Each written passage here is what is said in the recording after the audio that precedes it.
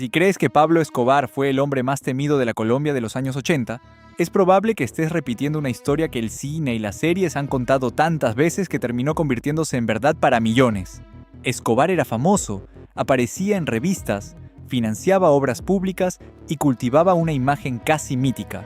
Pero mientras él construía su figura pública, en las sombras existía alguien que hacía que incluso el patrón pareciera moderado en comparación. Este hombre era Gonzalo Rodríguez Gacha, conocido como el Mexicano. A diferencia de otros narcotraficantes de su época, Gacha no buscaba aprobación ni simpatía. No le interesaba que la gente lo admirara ni aparecer en titulares como un benefactor. Su ambición era mucho más oscura. Quería que su nombre generara miedo incluso antes de ser pronunciado.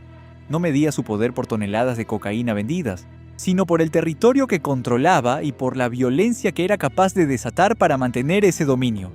Ahora imagina por un momento un escenario hipotético. Supongamos que, en pleno auge del narcotráfico colombiano, alguien decide enviar a 40 operadores de la Delta Force, una de las unidades militares más entrenadas del planeta, con una sola misión: localizar y eliminar a Gacha. Sobre el papel suena sencillo: 40 soldados de élite contra un narcotraficante escondido en la selva. Pero antes de imaginar cómo sería ese enfrentamiento, hay que entender exactamente quién era el hombre al que estarían persiguiendo, porque Gacha no era un criminal típico, era un paranoico obsesionado con el control absoluto de su territorio. Mientras Escobar operaba principalmente en ciudades, rodeado de edificios y barrios densamente poblados, Gacha prefería las zonas rurales de Cundinamarca, donde levantó enormes haciendas que funcionaban como auténticas fortalezas privadas.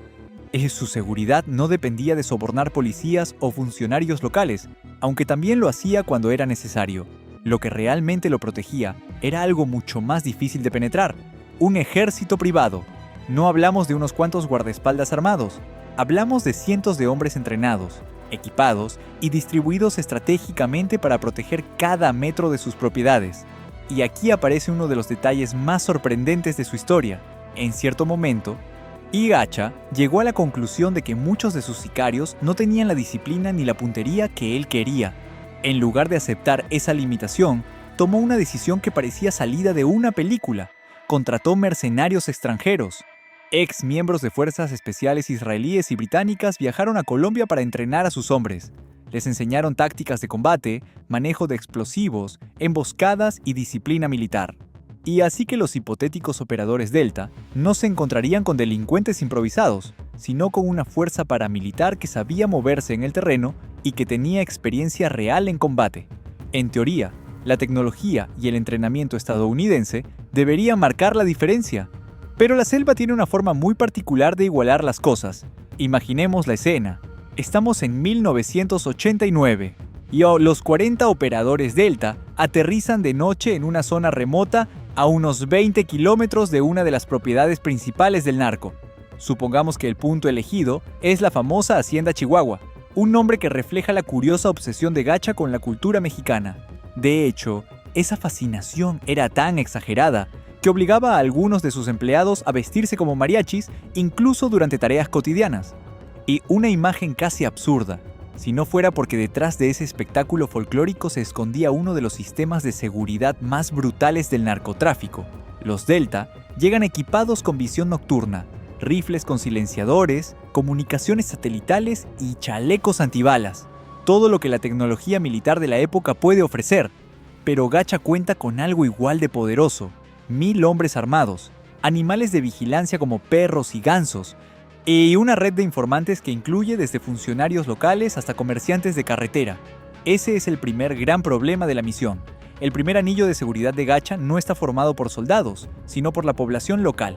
Campesinos que trabajan para él, vecinos que le deben favores o simplemente personas demasiado asustadas como para guardar silencio. Si un operador Delta pisa una rama en la noche y alguien lo ve, la noticia puede llegar al narco en cuestión de minutos. Y cuando eso ocurra, la respuesta no será llamar a la policía, será movilizar a decenas de hombres armados dispuestos a eliminar cualquier amenaza. Otro aspecto inquietante de enfrentarse a Gacha era su absoluta falta de límites morales. En una guerra convencional existen reglas. En el mundo de Gacha no había ninguna. Si detectaba peligro, no dudaba en usar civiles como escudos humanos o sacrificar a cualquiera para salvarse. Y sus propiedades eran escenarios de fiestas extravagantes que podían durar varios días. En un momento podía estar regalando autos de lujo a invitados influyentes, y al siguiente, ordenar la ejecución de alguien por una ofensa trivial. Se decía que incluso mantenía caimanes en lagos artificiales para deshacerse de quienes lo traicionaban. Uno de los símbolos de su extravagancia era su caballo favorito, llamado Tupac Amaru. El animal vivía en un establo con aire acondicionado y música clásica, y mientras muchos de sus hombres dormían en condiciones miserables. Si los Delta intentaran infiltrarse en sus haciendas, se encontrarían con trampas diseñadas para mutilar o matar, minas improvisadas, explosivos ocultos y dispositivos que convertían cualquier descuido en una sentencia de muerte. Supongamos, sin embargo, que los operadores logran avanzar sin ser detectados. Eliminan centinelas silenciosamente y penetran el perímetro exterior. En ese momento, la misión todavía tiene posibilidades de éxito. Pero el verdadero problema aparece cuando intentan localizar al objetivo. Gacha era extremadamente paranoico. Dormía en lugares diferentes cada noche. A veces incluso prefería pasar la noche en el monte rodeado por sus hombres más cercanos. No existía una habitación fija donde pudieras encontrarlo con facilidad. Además, su arsenal era impresionante. Lanzacohetes RPG, ametralladoras pesadas y fusiles Imi-Galil formaban parte del equipamiento de sus hombres. En un enfrentamiento directo, incluso un equipo de élite tendría que enfrentarse a una desventaja numérica enorme. Y luego está el factor psicológico. Los hombres de Gacha no solo luchaban por dinero, también luchaban por miedo. Sabían que fallar podía significar una muerte aún peor a manos de su propio jefe. Esa combinación de terror y lealtad creaba una resistencia fanática muy difícil de quebrar. Y, en medio del combate, algunos relatos describen a Gacha reaccionando de forma impredecible, a veces bajo los efectos del alcohol o las drogas. Podía salir armado con subfusiles mientras gritaba consignas absurdas, obligando a sus guardaespaldas a seguirlo en el caos. Por supuesto, los Delta tampoco actuarían de forma improvisada. Su estrategia probablemente incluiría un ataque coordinado, francotiradores eliminando generadores eléctricos y vehículos de escape, y mientras el equipo de asalto entra simultáneamente por diferentes puntos de la casa principal. Durante los primeros minutos del ataque, la ventaja tecnológica podría inclinar la balanza a su favor. La visión nocturna permitiría a los operadores moverse como sombras mientras los sicarios apenas pueden ver en la oscuridad. Pero incluso los mejores planes pueden fallar. Gacha tenía túneles y rutas de escape ocultas. Si lograba escapar durante el caos inicial, la misión se convertiría en una persecución a través de la selva. Y en ese terreno, el narcotraficante tendría una ventaja enorme.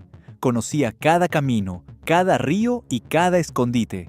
Podría desaparecer durante horas y reaparecer kilómetros más lejos, mientras sus hombres se sacrifican para cubrir su huida. También existe otro problema: las víctimas colaterales.